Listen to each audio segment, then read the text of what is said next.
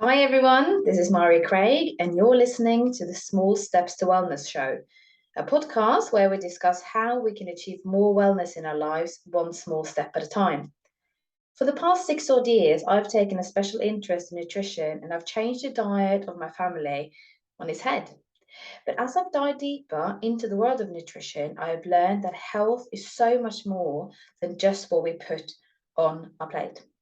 This is why on this podcast we will be talking nutrition, mental health, being in alignment, holistic health care, self care, raising children, and more. We will also be hearing stories of women's journeys to overcome trauma and what it has taught them on the way. When we share our stories, we realize we are not alone and that things can change for the better. I'm so glad to have you with me on this journey as I explore what health and wellness truly encompass. If you like what you're hearing, please consider rating the show with a 5-star rating and sharing it with your friends. It really makes a big difference. Now, on with today's show.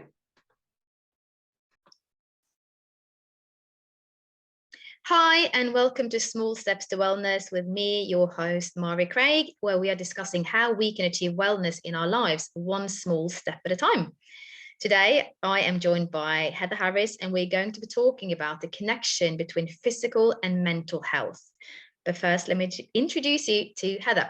So Heather is a running coach. Hello, thank you so much for being on, Heather. Just want to say a couple of lines about you so people know who you are, because I know you as my running coach, but you're also the co-founder of Jog On, and they offer 11 outside running courses a week. And you're a strong believer in the link between physical exercise and mental well-being, especially when it's done in a supportive group in fresh air. I can attest to that. And this is interesting. You said to me, over the last 6 years, you've seen more GPs recommend your courses to patients who are struggling with mental health as an alternative to other more traditional treatments. That's interesting. Thank you so much for being on. Not at all, not at all. It's really interesting how that's changed, actually, because we set up Jog On, myself and Erica Carter, my friend, we set up Jog On 6 years ago. And I think even then, nobody really spoke about the mental health side, even the term mental health. It wasn't banded around like it is now. And I think over the years, it's really interesting how more people have come to us and said, the reason I'm doing this is not that I particularly want to run 5K or 10K or half marathon, whatever course they're on. It's really for my head rather than my legs. Yeah. You know, the fresh air being a big thing, time to yourself, doing something for yourself. Yeah. You know, I think there's so many, and it's been really interesting how that's changed over the years. I don't think it's actually changed. I think it's the fact that we're just more open about it now. Yeah, that's a really good point. Yeah. Yeah. And the GP thing was really interesting. Mm. We do, I think the big difference is we're not a commercial company, and the fact that our Couch to 5K, we raise money for the hospice. So GPs, I think, are much more open to speaking about us when we approach them, because, you know, I think they must get approached by lots of different fitness organizations, I think, and it must be difficult for them to sort of link up with different, you know, because obviously they don't want to choose different commercial groups, but because we raise money for the hospice, I think that was sort of a way in for us as a charity. Yeah. And we've had amazing support. You know, they're really happy to promote just regular exercise. And as you said, doing it in a group. I think during COVID, the Couch to 5K app went ballistic, and every other person you were talking to was doing it. Yeah. But when it opened up again, we had so many people coming to us to say they tried the Couch to 5K app, but what it really lacked was other people. Yeah. I think, you know, it's a support and it's accountability. Yeah. And it's just feeling just that you're not alone, because it's bloody lonely sometimes, isn't it, to do. I mean, I can't do exercises on my own. If I'm just watching a YouTube video, I just it doesn't work for me. I just really cannot do it. So it's interesting how with COVID at the beginning, I remember, God, it seems a long time ago now, when we could only exercise with one other person. And then one of the first things to change after the second lockdown was that you could exercise with one other person, whether it was going for a dog walk or indeed, like we do, go for a jog. And I think they realized it was that social interaction that was so much more important for people. I don't think people would have been able to cope with another lockdown had they not introduced that one change. Yeah, no, you're so right, because it's just also, even if you're locked in a house with other people, just seeing somebody else from the outside world, it's some sort of normality, isn't it? I have to say, having gone through all your courses from couch to 5K to 5 to 10, all your courses, I have not done a marathon. So 10K being there's still time. Yeah, we shall see. But having done up to the 10K, I have to say also, I mean, I do a lot of exercise as it is, but it's a coming out in nature and seeing other sides to the area where you live. That's a big thing, meeting new people from different backgrounds than yourselves, and it makes you feel so much better. I mean, the difference is huge. On days where I, for example, oversleep and I miss my morning workout that I do, I feel, I wouldn't say grumpy, but the difference is noticeable, isn't it? And I think also you come to a jog on group and there's, you might have problems with your kids or problems with your partner or problem with your bank balance or problem, but when you get there, you just have this mutual, oh no, we've got to run, even if you're moaning about the running, it actually, you're too busy thinking about, when we, what it's like, we play running games, we make you run to cones, we play British Bulldog, and suddenly your head can't fit everything in. So all your worries are suddenly replaced. You're too busy concentrating on what you're doing. Yeah. And I think it's a great distraction. Or equally, if you want to talk about the problem you're having with your children or your partner or your there's normally somebody in the group who, if you happen to say it when we're doing the warm-up, when we have time to chat, someone might say, oh God, I know what you mean. I've been having that problem as well. So I think it's the dual thing. Yeah. Our running groups helps people switch off from their problems, but also the old adage about a problem shared is a problem halved. It is so true. That also, I think that also comes into its own. Yeah, and absolutely. I love the fact there's such a mixture of people in our groups. Our age range in our Couch 5K this term is 13 to 73. Wow. I mean, it's amazing. Where else would you, meet such a wide, and men and women? Yeah. Oh, that's amazing. Yeah, because there's so much learning to be had across generations as well, isn't there? Yeah, no, I think that's very, very true. And it's interesting that you mention all of this, because we're talking about the connection between physical and mental health. And I think the obvious thing to be asking you is what happens in the brain when you run? But actually, and you could probably tell me all about the endorphins and all the rest of it. But actually, as you say, it's also the whole being with other people. So it's a twofold benefit, isn't it? Yes, and I also think a personal challenge. I think it's interesting. We tend to have a really distinct two groups. We seem to attract a lot of people whose youngest child has just started school. So they haven't done anything for themselves, especially exercise, for so long. And they've perhaps also made friends with people and they say, oh, go on, should we start an exercise group? The other thing is we're not called a running group.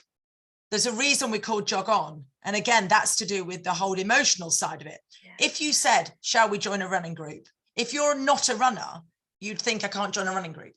Whereas twofold, first of all, we're called Jog On, and also we're for the hospice. A lot of people come along and say, I mean, it's £50 for 10 weeks. So it's £85 a week. So a lot of people come along and said, look, I just thought, even if I just donate it to the hospice, I donate my £50 and I never go. At least, and that sort of gets them in. So that's we have a lot of people, I said, whose children have just gone to school. Then equally, we have a group whose children have just left home, just gone off to university, and suddenly there's a day to fill. And if people haven't had a big job, a lot of people have just had part-time jobs because they've been jiggling with, I mean, obviously I'm generalizing here. Yeah. But again, people are looking for a challenge. They haven't challenged themselves for so long. And they don't want to, like we all said in lockdown, we'd all learn Spanish. We quickly learned that that's very tedious. How many banana breads did you bake? Exactly. Now we couldn't even do that very well. So I think with our courses, it's very easy to get little wins as well. Yeah. Because we make sure we play lots of games. So it's not always the speedy people that win. I mean, when you're playing, what's the time, Mr. Wolof? It's it's all sorts of people win, whether you're 73 or 13. So it's those little ticks where you say, I did well today, you know, I did well at that game, or even the fact of I got out there to go to my running club. It's a good little, you know, a little tick for your day. Yeah, and it's interesting you say that, because often I was, by the way, the person, my youngest had just started school, so that was me. When you said that, that was me. But we focus on setting our children up for success and telling them what they're doing well and all the rest of it, and we tend to talk ourselves down, or maybe not even realize that we also need these little boosts throughout the day where you go, actually, I did rather well today. So that's interesting. So we didn't change much growing up, really, but we tend to think that we can do without all of these pats on the back, but actually we need them, don't we? Yes, and we're always very good. We always say to our runners when they say, oh, I was at the back today, we said, if you saw a friend who said, oh, I'm on week 3 of my Coach 5K course and I went out for, you know, an 8-minute run or whatever you're up to in week 3, you'd say to a friend, oh, that's really good, well done. Whereas to yourself, you go, I only did 8 minutes. And you go, 8 minutes when you haven't run at all. You know, we really work a lot. We talk a lot during our training sessions about the mental side of it. Yeah. In the London Marathon, they were saying recently that it's 80% head and 20% body completing the London Marathon. Yeah. Because you've just got, you know, there's no real technique, is there, in running? As we all know, you can talk all about posture and foot sprayer, but when you're doing a marathon, it's just one foot in front of the other for a very long time. Yeah. So that's obviously so much in your head. Yeah. No, absolutely. I mean, it's the same. I can obviously, again, have not done a marathon. I'm not sure that's ever going to happen. But when I know that I'm getting to the end of a run and I know that I am really, really tired, if I know that that's nearly the end now, I will speed up, because no matter how much or how little I've got left to give, because I'm like, I am getting to that finish line, I am done. So that and it's all here, isn't it? Yes.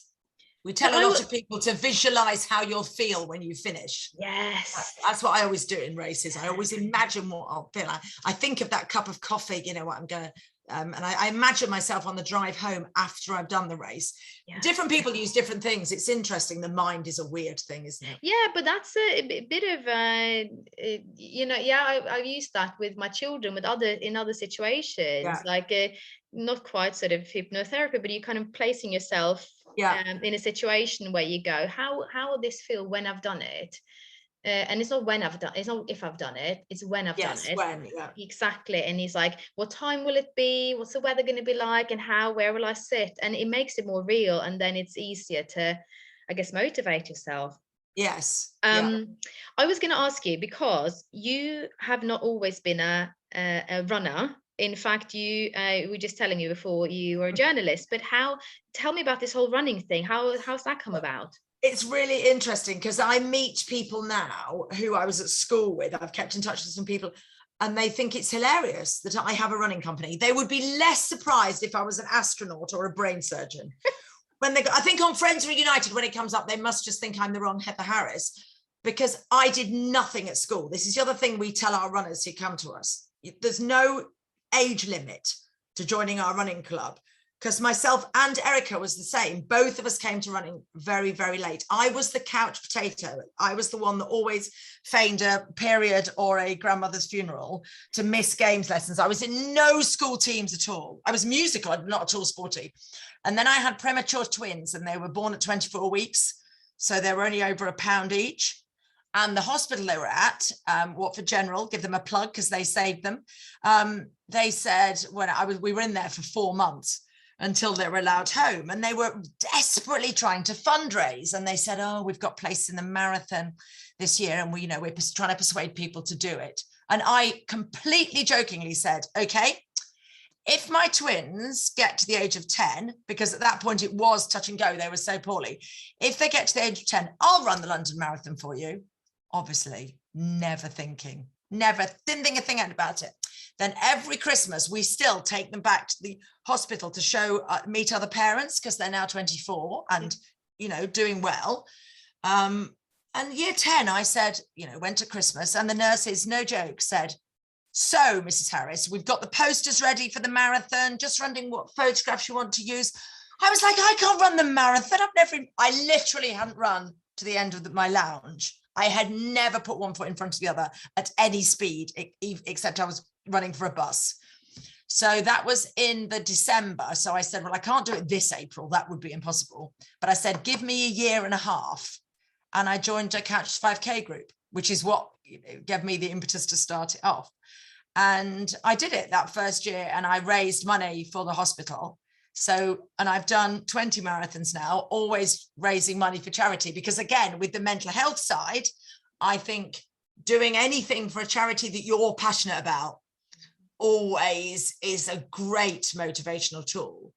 Yeah, so I did my first one. Annoyingly, my brother did it with me, and he beat me, and he'd done no training, and I did everything really by the book. He is naturally very fit. Oh, isn't that annoying? Yeah. Second year I beat him, though. Second year I beat him, so I was all right. But no, and then I just got the bug and really got passionate about it. And, you know, I was sort of in my late 40s when I started, and really got really passionate about it, and quickly realized that there really is no age limit. I've run with all, I've got overtaken by people in their 70s. And then that's why we set up, I said, the group in Berkhamsted. Yeah. Oh, that's and did it in the daytime, because I think the other thing is that a lot of running clubs tend to meet in the evening, and we felt there was a real gap for people to do it, because I should also add that myself and Erica have also got 3 children each, so we sort of, you know, we're a bit tuned into what people's busy lives were like. So we thought, what would we like? And we thought doing it in the daytime. Wow. So what's running brought for you then? I mean, that's insane, by the way. Just I don't even know. I mean, I guess once you say it out loud, then it becomes real, doesn't it? And then, you know, the post is already. Yeah, and it's a real goal. And I think I didn't really have a choice. No. You know, no, because everybody started sponsoring me. Yeah. And everybody knew the twins, because got a lot of press at the time, because they were so small. Yeah. They were the smallest ones to survive for a long time. And I think so a lot of people got behind me, which is, again, just the same as you say, running with a friend. If you've got some accountability, I had goodness knows how many friends who'd also put their money, you know, on my Just Giving page. So and people kept asking me how the training was going. So I think that the whole accountability bit, and I said the fact it had such a personal reason that I was running. Yeah. I mean, the London Marathon, if ever you go and watch it, it is the most emotional, and, you know, a lot of charity events. So it's incredibly emotional watching people running for all the different causes. Mm-hmm. I think it is incredible. Wow. But so when you started then with the running, at what point, if at all, did you notice for yourself the connection then between getting physically fitter and feeling mentally healthier, I suppose? Because surely having premature twins is there anything more stressful? And then I had another one. We don't really know where it came from, but we had another one 2 years later. And I think, again, the term mental health wasn't really talked about. I mean, I said the twins are now 24, so we're talking 14 years ago, aren't we, then, when I did my first marathon. But what I saw it as was time for myself, headspace, because at the beginning as well, I think people didn't listen to music so much as they do now. So it was just being out in nature, being out the fresh air, because somehow, again, I'm generalizing, but I think when we've got little children, I always felt guilty saying, right, I'm going to go out for a walk for an hour, because you wouldn't go on your own, would you? You'd think, oh, I'll take one of the children with me, especially if I had 3 little ones. Yeah. Or I'm going for a swim, I'd take one with them. Or, you know, I would feel far too guilty to go for a cup of tea or go shopping. But somehow, because it's sport, you feel that you can justify it more. And I should say I had a very, very sportive husband who is still very sportive. But, you know, he would never have stopped me going shopping for an hour. But I think somehow you think, if you're doing something like that, it was almost like sort of skiving. You felt guilty. It's the mum guilt. And this is a whole different conversation as well, isn't it? It's completely the mum guilt. And I think we all suffer from it, more or less. And it's awful. Whereas a lot of our Couch 5K particularly, we say to them, you know, you must say to your partner, I need time to do my homework every week. Because as you know, we suggest people do 2 homework runs a week so they can reach the goal of 5K more comfortably. But we say you have to prioritize yourself And it's normally us that's bad. We find that it's not people's partners. People's partners normally are very encouraging. We talk ourselves out of it. Yeah. So I think if you say to your partner, you've got to moan at me at getting out. So sorry, I went off the point there, but I would say that, yes, what it gave me, I would say twofold. Certainly, yes, headspace. Yeah. I said time in the fresh air, time on my own. Yeah.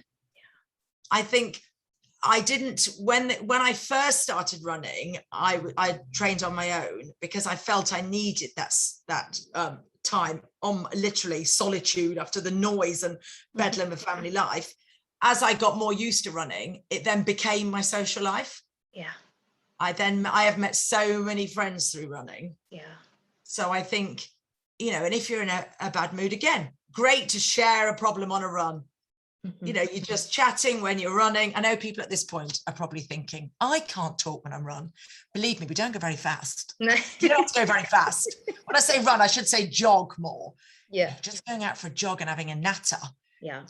You know, it just cheers you up, gets those endorphins going. Yeah. Said this, but you know, it's not rocket science, isn't it? You just feel better, really, I think. Yeah. And I was going to ask you, so what happens then in the body? Do you? Yeah, it is all the endorphins. That it is that you do get a chemical change. Yeah. Both from physically getting your heart rate, getting your heart rate pumping, but also the fresh air. Yeah. It's much better. You get much more endorphins outside than in a gym. So many of our runners said, can I do my homework on a treadmill?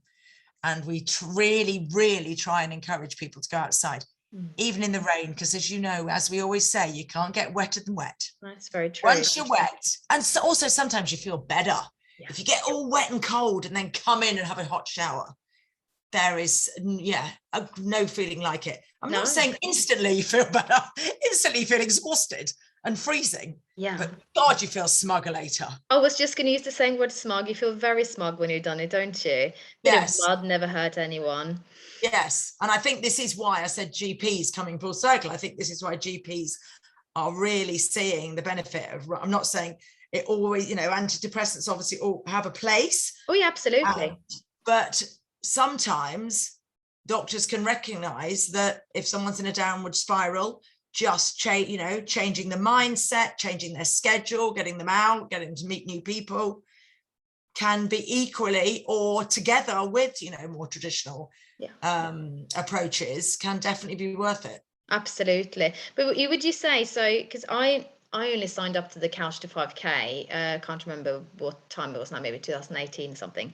I only did that because one of my friends said, I've done it. Come on, do it. Yeah. But actually, I never enjoyed running. I mean, now I do, but I never enjoyed it. So, but what about walking then in comparison? I think the difference is if you walk, make it a purposeful walk. Yeah. The endorphins get going when the blood's rushing around your body, your heart's pounding.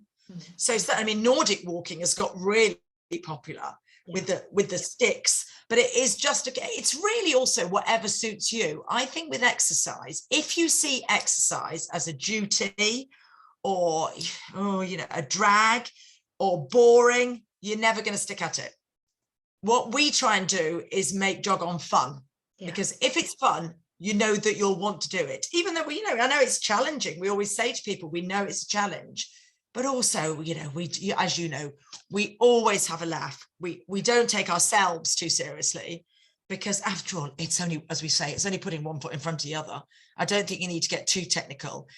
And I think that, it's just about enjoyment. I think that, so if you really don't enjoy running, then don't do it. Join a Nordic walking group. Or it might be netball, whatever it is. I think it's the real important, the link between physical and mental health only works if you're enjoying it.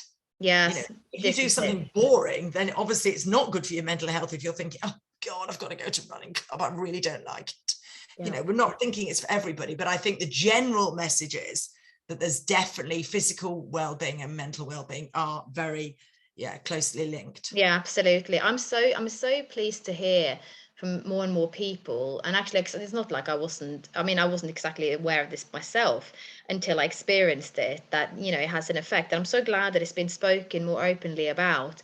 Because it used to be sort of if you're a bit down or depressed or whatever it was or is, it's getting easier to say to people, look, I'm struggling with this, and there's more understanding. Whereas just 10 years ago, it wasn't something that you were supposed to even mention, and it wasn't okay to, so I'm Norwegian, as you know, and in the UK it took me a while to get used to this. People go, hey, how's it going?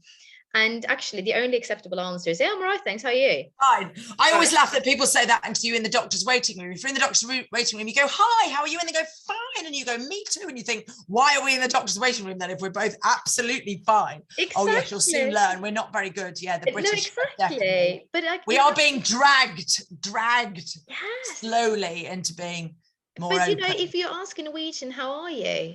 You might get a bit of a, well, so knee's not great. I twisted my ankle last week. Oh, cat's poorly. When actually all you want to hear as a Brit, generalizing here obviously again, yeah, good, thanks. Have a lovely day.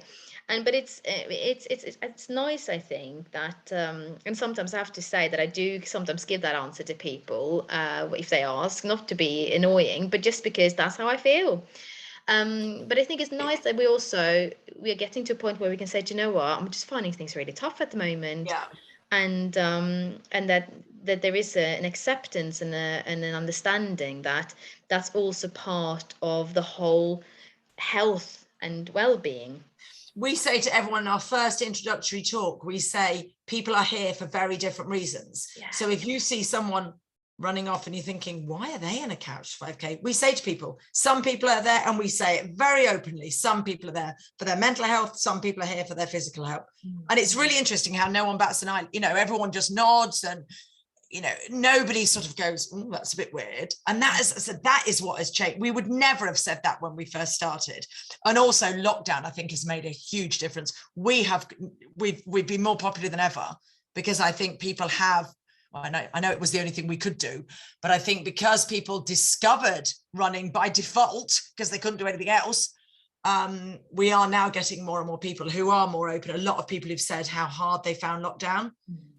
When we opened up again from lockdown, it was we had such a big spike because I think we were outdoors as well. People felt more comfortable outdoors, and we were allowed to do it. We were one of the first things. Outdoor exercise was one of the first things that was allowed back, and people were certainly more open about what a tough time they've had. And I think also sometimes even about the reasons why people do it. I think now, certainly, if I can get out of the house, I'll take the opportunity. But when I started my couch to 5K, I just thought I want to get fitter. But if you'd asked me, it's like, your goal changes, or your reason for doing something changes, because now I say it makes me more, I don't know, bearable for the rest of my family when I've done it, because I feel I'm in a better place. I feel like I've achieved something. I feel like I've, just get a bit of a sweat on. So the reason for me doing something now has massively changed. And we say the whole thing. And also a lot of our runners have said quite openly, if they were fed up, they'd reach for the wine bottle or reach for the chocolate cake, and then they would feel bad about themselves. Whereas they said if they've been for a run, they sort of feel healthier. And they said suddenly the thought of having a glass of wine or suddenly you just think, perhaps I'll have a banana. You suddenly feel healthier. Therefore, you want to carry on being healthy in your day, which is a knock-on effect. It's an upward spiral then. And eating better is then going to do wonders to your mental health, because then now we're into the nutrition side of things that I can geek out about for ages. And this is the interesting part, because if you don't eat the junk, you'll feel better for it. Or we could go on and on about this. We could. Yes. But, you've got to look. I keep forgetting you can't see me on radio. If you could see what I look like, you'd realize I am in my running kit. I can see that you are in your running kit. I have been running this morning. It's very good, it's radio as well, because I look very windswept. I love it. That's the only thing running's not good for. Hair. Not good for your hair. But also the good thing is that nobody cares. Yes, nobody exactly. Cares. And also The faster you run, the less people see of you. So it's all good. Yeah, exactly.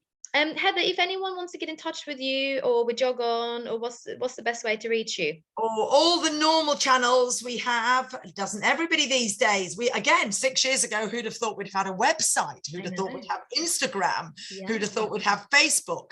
If you just book in Jog On Berkhamsted, our logo is a little cartoon of a lady running. I'm looking at it now. It is blue and pink writing, Jog On. But we are the only one. So if you just literally Google Jog On Berkhamsted, the Facebook, the website, everything will come up, and with our email and phone number. And we're always happy to get phone calls. You know, Fantastic. We're very happy to talk if people, you know, the old fashioned way you used to speak to people. We love talking to people. So if people would like to ring us up, that's absolutely fine. Or drop us an email and I can ring them back if that's easier. Perfect. Jog On Running is the website as well, isn't it? And if anyone is not in the Berkhamsted area and think, I wish Heather could just give me one tip of where do I start? Well, first of all, we do, if you go on our website, we have loads of virtual, so we can do it all over the country. Something we set up in lockdown that we thought virtual running, that's an oxymoron, surely. But overnight we had 80 people signed up, and we sent everybody 3 runs to do a week, different sessions. So they can certainly do that. The main top tip I would say is join a group, not necessarily our group, just join a group if you're starting from the very beginning. The app is brilliant, but it is so much easier if you join a group or rope a friend in. You know, 2 of you, 3 of you do the app, but trying to do it on your own is hard. Much more fun with other people. Yeah, much more fun, and it's easier to keep going because you've got somebody there who's suffering. And also, don't get demoralized, because what we find is that if you were learning to play tennis, sorry, I'll shut up a minute. If you're learning to play tennis, you wouldn't go straight out, get a tennis racket, and go and play 6 sets. You'd have a little knockabout. It's amazing the amount of people that say to us, well, I put some plimsolls on and I tried to run 2 miles around the block. And you think, well, you can't start at 2 miles. We start at 90 seconds, as you know, from the first week. Yeah, that was hard. So, yeah, with running, treat it like any other sport. As you say, small steps. Look, we've come full circle. We have come full circle. But this is exactly it. And I think on that note, because this is what it is. If you want to change anything, start with small steps and build up from there, turning it into a habit. Run your 90 seconds, then walk, then run your 5 minutes, then walk, and then up it from there. And whatever it is you do, start small, because you won't fall very far if you're finding it hard. So I love that you added that in. We've come full circle indeed. Hey, listen, thank you so much for doing this. And you go and get your trainers on now. Yeah, I've got school runs, so I'm literally going to put my trainers on. I'm feeling very sporty today, wearing my trail shoes. They match my dress. Excellent. So no running for me today, but I have done my weight, so I'm feeling quite good, and I will hopefully see you next term for some more running. And until then, thank you so much, Heather. No, thank you. Take care, and I'll speak to you very soon. Bye. You've been listening to the Small Steps to Wellness show with Mari Craig. I am passionate about helping mums get their energy back through simple nutritional changes, because we know that if mummy is happy, the family is happy. If you would like to connect with me, you can find me on Instagram under @smallstepstowellness, or visit my website smallstepstowellness.info. Speak to you soon.